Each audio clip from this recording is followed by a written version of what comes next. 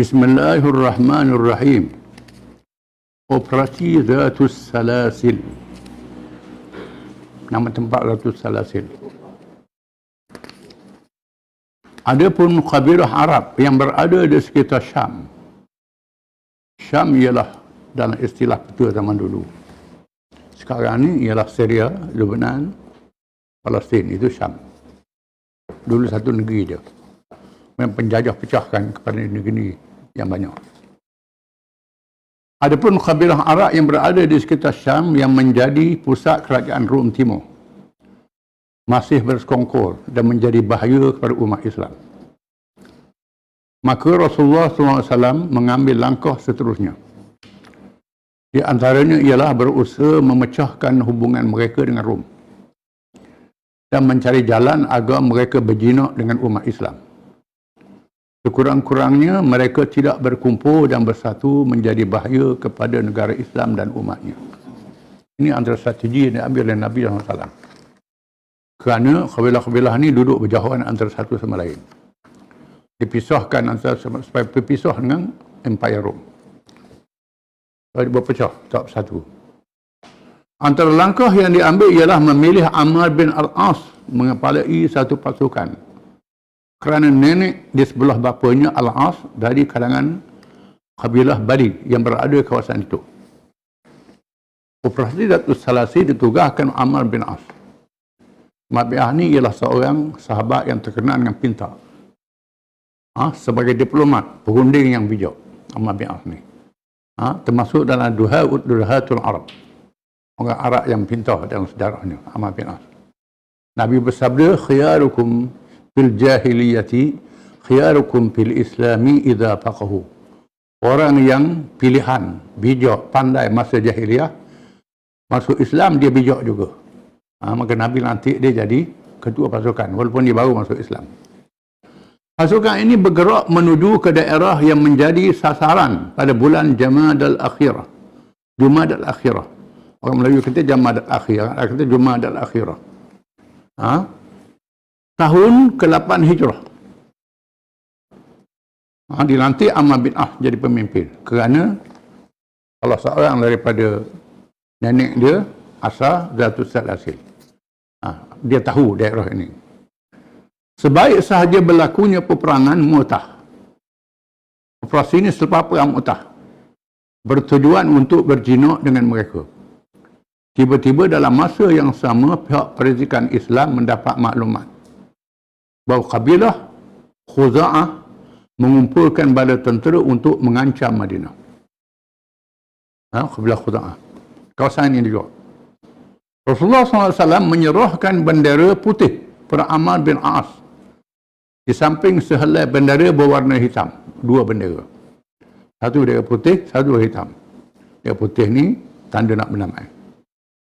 Pasukan yang mengandungi 300 orang anggota. 300 orang. Dalam kalangan Muhajirin dan Ansar. Anggota tenteranya dari kalangan Muhajirin. Penduduk asal Mekah dan penduduk asal Madinah. Dengan 30 anggota berkuda. 30 anggota berkuda. Diberi arahan supaya meminta bantuan kabilah Bali, Uzarah dan Balqin. Ini kabilah yang sudah bersama dengan Islam. Supaya bantu. Ammar bin As yang terkenal dengan bijak dan licik dalam tipu helah peperangan, mengarahkan supaya berjalan di waktu malam dan berselindung di waktu siang hari. Ini bijak dia. Dia suruh berjalan waktu malam, gerak. Waktu siang berhenti, bersembunyi siang. Supaya musuh tak sedar. Ini kepintaran dia. Apabila hampir dengan musuh, mereka mendapat maklumat bahawa musuh mempunyai anggota yang besar jumlahnya. Bila sampai dekat, perhentikan melaporkan musuh ni ramai. Lalu Ammar bin As mengarahkan Rafi' bin Makis Al-Juhani supaya pergi ke Madinah untuk memohon bantuan tentera tambahan kepada Rasulullah SAW. Lalu terus dia tak serang lagi. Dihantar utusan Rafi' bin Makis Al-Juhani pergi Madinah, lapor Nabi SAW supaya atau tentera tambahan. baginda mengutuskan bantuan 200 anggota yang dipimpin oleh Abu Ubaidah Amir bin Jarrah. Salah seorang daripada 10 sahabat terulung yang diberi gelaran Rasulullah SAW dengan panggilan Aminul Ummah. Orang yang paling amanah dalam kalangan umat ini. Ini sahabat yang besar. Abu Ubaidah jadi ketua. Pasukan ini disertai oleh sahabat terulung dalam kalangan muhajirin. Termasuk Abu Bakar dan Umar radhiyallahu anhuma. Abu Bakar dengan Umar jadi juga anggota. Ketuanya Abu Ubaidah Amir bin Jarrah. Apabila pasukan bantuan tiba, Amr bin As yang baru mengandung Islam, baru masuk Islam, Allah dia, serta masih ada dalam dirinya kelemahan jahiliah, itu mahu menundurkan diri menjadi ketua, tak beri korang. Dia nak jadi ketua juga. Perangai jahiliah dia ada lagi. Tapi dia cerdik.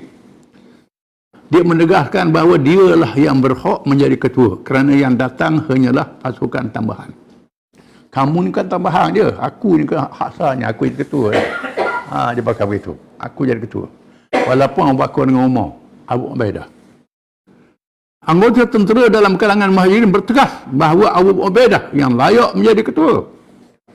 Orang tegas, biar Abu Ubaidah jadi ketua. Abu Ubaidah jadi ketua. Abu Ubaidah yang berakhlak tinggi dan mulia menarik diri. Abu Ubaidah tawadhu. Tarik diri dia lah. Dia nak. Kerana mengelakkan berlakunya pertelengkahan. Lebih penting. Lebih penting jangan kelahi. Ini tawadhu. Sifat hubbur riasah. Ingin menjadi ketua. Salah satu adalah sifat buruk yang meruntuhkan perpaduan. Kecuali dalam suasana dan keadaan darurat. Apabila tidak ada orang yang layak atau terdesak seperti yang berlaku seperti program Mu'tah di mana Khalid bin Walid tampil ke hadapan memimpin tentera Islam setelah mereka yang dilantik gugur syahid. Kalau berlaku begitu darurat, bolehlah.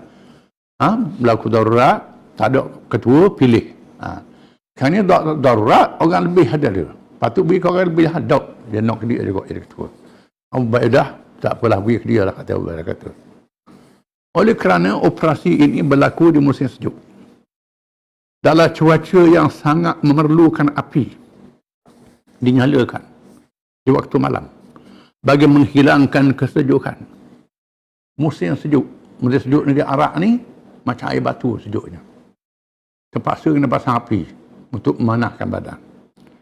Bila nak pasang api, tiba-tiba Amr bin As mengarahkan dengan keras larangan menyalakan api. Dilarang orang pasang api. Sesiapa yang melanggar arahan akan dihukum bakar dengan api yang dinyalakannya. Kerah ni. Orang siapa yang pasang api, aku capuk dalam api, kata dia. Keras. Anggota tentera sangat marah dengan arahan ini, sehingga Sayyidina Umar radhiyallahu anhu mahu memukul Amr bin As. Sayyidina Umar backing, nak dikatuk Amr bin As. Tapi dilarang oleh Abu Bakar radhiyallahu anhu. Kata jangan, dengan menegaskan Rasulullah SAW melantiknya kerana kebolehan dan kebijaksanaannya. Rasulullah pilih dia, dia pandai lah. Adalah kepandaian dia. Esok harinya pula, ketika subuh Amr bin As menceritakan bahawa dia telah bermimpi yang mewajibkan mandi. Tiba-tiba dia bertayamum dengan tanah tanpa mandi dan berwuduk dengan air. Dan dia pula mengimamkan salat subuh. Lepas tu, orang bagi dia royak, dia mimpi malang. Kena mandi wajib. Dia kabur orang. Ma'alah. Dia kabur orang. Tapi dia tak yamum, tak mandi wajib. Dia tak imam. Dia tak imam. Tak boleh orang tak imam. Lah dia ketua kan? Dia tak imam. Apabila berlakunya pertempuran dan musuh berundur melarikan diri, tiba-tiba diperintah berhenti mengejar musuh. Satu arahan yang menimbulkan lagi kemarahan anggota tentera Islam. Orang perang musuh lari. Kejar-kejar suruh berhenti. Berhenti, cukup. Patutnya bila musuh lari, kejarlah. Ni dok, suruh berhenti. Pelik ni. Pasal apa ni pelik ni? Ni. Masing-masing marahlah. Apa ni perang dah habis ni? Setibanya di Madinah, mereka melaporkan perkara-perkara yang dilakukan itu kepada Rasulullah SAW. Di situ Nabi apa yang dia buat? Rasulullah. Dah lah dia latih dia, tak boleh orang lain jadi ketua. Suruh Abu Ubaidah jadi ketua, tak boleh suruh. Kemudian mayat subuh kena mandi wajib, dia tak yamung Rasulullah. Jadi tu imam pula. Perang-perang musuh lari suruh berhenti. Bila Ammar bin As diminta penjelasan oleh Rasulullah SAW, beliau menegaskan bahawa dia jelas pada Nabi. Arahan melarang api dinyalakan kerana mereka berada di kawasan musuh. Kalau api dinyalakan, nasib musuh menyedari ketibaan tentera Islam, dapat melihat dan mengetahui jumlah anggota dan kelengkapannya. Dia kata, kita duduk kawasan musuh, kalau pasang api musuh tahu kita ada. Musuh boleh agak kita jumlah berapa. Musuh jumlah ramai, kita jumlah sikit, dia tahu. Kalau boleh biar musuh tak tahu. Siapa itu memuaskan Rasulullah SAW. Rasulullah puas hati, dijawab. Adapun bertayamum dengan tanah kerana cuaca yang terlampau sejuk, kata dia. Kalau menggunakan air boleh membinasakan diri. Kalau pakai air boleh membinasakan diri, sejuk sangat. Allah berfirman, wala tulqu anfusakum wala taqtulu anfusakum innallaha kana bikum rahima. Baca Quran pula. Dia orang Arab. Allah Ta'ala berkata, dan janganlah kamu membunuh diri kamu sendiri, sesungguhnya Allah itu maha penyayang terhadap kamu. Bila mendengar jawapan ini, Rasulullah ketawa. Rasulullah suka dia jawab. Ketawa. Tanpa bersabda, tak kata apa. Suka saja tak kata apa. Ada pun arahan berhenti mengejar musuh. Mengejar musuh yang sudah berundur kerana pengunduran dilakukan untuk menipu dan merangkap. Musuh lari itu nak tipu kita. Dia kata, dia lari nak tipu, dia nak kepung kita. Ada pasukan lain nak kepung kita. Kalau kita kejar, kita terperangkap dengan musuh. Maka adalah lebih baik bahawa berita pengunduran musuh menjadi kemenangan yang besar dalam kalangan musuh-musuh seluruhnya. Bila musuh lari, orang kata kita menang dah. Kita menang dah. Walaupun itu dari segi propaganda semenanjung Arab, orang Islam dah menang. Dah menang. Cukup lah. Ini dari perang saraf ni. Semua perkara yang berlaku mengambil menjadi pengajaran yang besar kepada umat Islam supaya bijaksana dalam berorganisasi. Ini pengajaran bagi kita bijaksana dalam organisasi. Berdisiplin dan mengatur strategi perjuangan di sepanjang zaman. Perang kena ada strategi. Tak strategi. Tetap beristiqamah walaupun menghadapi pelbagai cabaran sehingga berjaya di dunia dan di akhirat. Kalau kita strategi yang baik, kita berjaya dunia dan berjaya di hari akhirat. Pasukan Abu Ubaidah, wallahu a'lam.